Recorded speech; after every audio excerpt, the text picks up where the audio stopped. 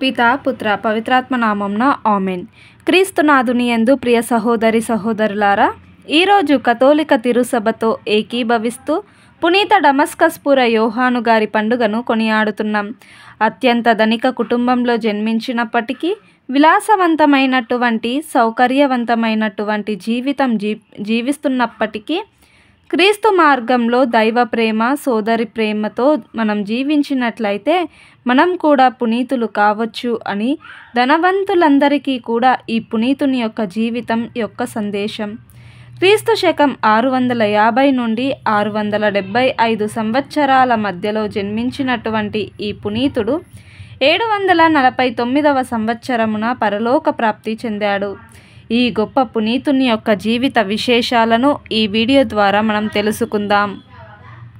పునీత డమస్కస్పుర యోహాను గారు సిరియా దేశ రాజధాని అయిన డమస్కస్లో క్రీస్తు శకం 650 నుండి 675 మధ్య కాలంలో జన్మించవచ్చని చరిత్రకారుల అంచనా. అప్పటిలో సిరియా దేశం అరబుల ఆధీనంలో ఉంది. జాన్ గారి తండ్రి భక్తిగల క్రైస్తవుడు, రాజస్థానంలో ఆర్థిక శాఖ ప్రధాన అధికారంగా ఉండేవాడు. పాలకులలోనూ ప్రజలలోనూ మంచి పేరు పలుకుబడి కలిగిన వ్యక్తి కనుక తమ పలుకుబడిని దానాన్ని వినియోగించి అరబుల ఆధీనంలో ఉన్న ఎంతోమంది క్రైస్తవ బానిసలకు దాస్య విముక్తి కలిగించాడు. 699వ సంవత్సరంలో ఆయన కాస్మోస్ అనే భక్తిగల క్రైస్తవ బానిసకు విముక్తి కలిగించి తన కుమారుడైన జాన్కు విద్య బుద్ధులు నేర్పే బాధ్యతను అప్పగించాడు. సిసిలీ దేశస్థులైన కాస్మోస్ మంచి విద్యావంతుడు. జాన్ను విద్యలోనూ ఆధ్యాత్మికంగా చురుకైన వ్యక్తిగా తీర్చిదిద్దాడు. జాన్ తండ్రి మరణించిన తరువాత డమస్కస్ రాజా ఆ స్థానంలో పాలకుల ప్రధాన సలహాదారునిగా పదవి దక్కింది. విధి నిర్వహణలో మంచి పేరు తెచ్చుకున్నారు. కానీ క్రైస్తవ విశ్వాసం పట్ల శత్రుత్వం కలిగిన ఖలీఫ్ అబ్దుల్ మెలక్ వైఖరి నచ్చక ఉద్యోగాన్ని వదిలేశారు. క్రీస్తు కన్నా పదవులు ముఖ్యం కాదని, క్రీస్తుని వ్యతిరేకించే వారితో పనిచేయడం వారికి ఇష్టం లేదు అని ధైర్యంగా చెప్పారు.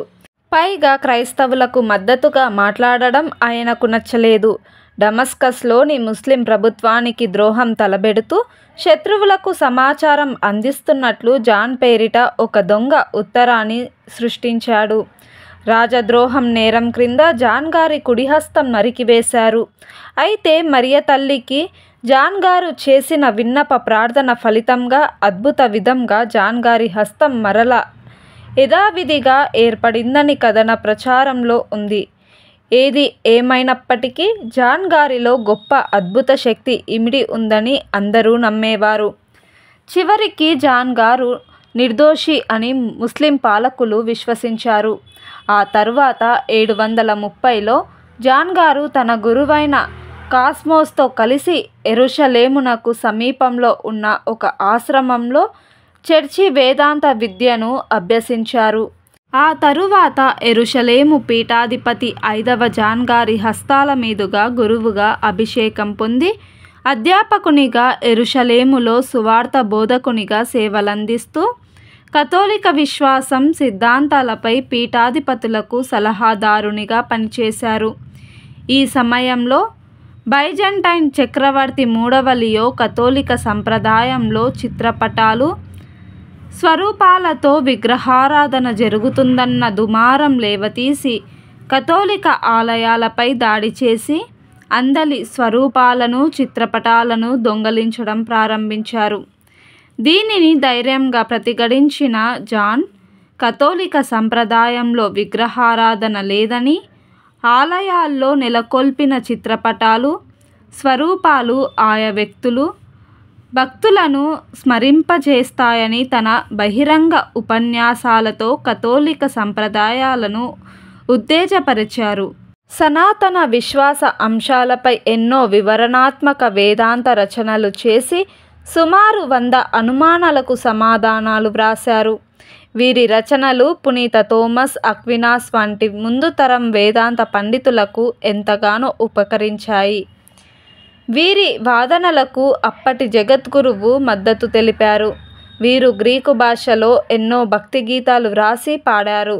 వీరి అపార వేదాంత పాండిత్యానికి గుర్తుగా 13వ సింహరాయలు పోపుగారు వీరిని శ్రీసభ వేదాంత పండితునిగా ప్రకటించారు. మరియ తల్లి ఆత్మ శరీరాలతో మోక్షంనకు ఎత్తబడింది అనే అంశంపై వీరు చేసిన ప్రసంగాలలోని అంశాలను 12వ భక్తినాథ పోపుగారు శ్రీసభ సైద్ధాంతిక ప్రకటనలో నిర్వచనాలుగా వెల్లడించారు. విగ్రహాలు, చిత్రపటాలు ఆరాధనకు కాదని, అవి ఆయా పునీతుల సంస్మరణకై అని వీరి వివరణలు ఈనాటికి శ్రీసభలో ఆమోదిత వివరణగా ఉన్నాయి. భోగభాగ్యాలతో పుట్టిన, పదవి ప్రతిష్టలతో ఎదిగిన, క్రీస్తు కన్నా ఇవేవి ఎక్కువ కాదని, సర్వస్వాన్ని తెగించి సన్యాసిగా తపస్విగా మారి తన జీవితాన్ని సర్వస్వం క్రీస్తు సేవకు, శ్రీసభ సనాతన సంప్రదాయాల ఉత్తరణకు అంకితం చేసిన వారు పునీత జాన్ డమస్కస్ గారు. వీరు తమ జీవిత చరమ దశలో పూర్తిగా యెరూషలేములో ఉన్న పునీత సాబా గారి సన్యాస మఠ ఆశ్రమంలోనే గడిపి 749వ సంవత్సరం డిసెంబర్ 4వ తేదీన పరమప్రభువు సన్నిధికి చేరుకున్నారు. అందుకే వీరు శ్రీసభ చరిత్రలో గొప్ప పునీతునిగా, వేదాంత పండితునిగా, విశ్వాస సాక్షిగా, సాంప్రదాయక సనాతన విశ్వాస సంరక్షకునిగా కొనియాడబడుతున్నారు. ఈనాడు వీరి పండుగను, వీరి జీవితం స్మరించుకుంటున్న మనం మన విశ్వాసం దృఢంగా ఉండాలని వీరి విడుదల ద్వారా వేడుకుందాం. ప్రార్థించుదము. సర్వశక్తిగల సర్వేశ్వర, ఈరోజు కథోలిక తిరుసభలో మేము స్మరించుకునేందుకు పునీత డమస్కస్పుర యోహాను గారిని పునీతునిగా ప్రసాదించినందులకు మీకు కృతజ్ఞతలు తెలుపుచున్నాము.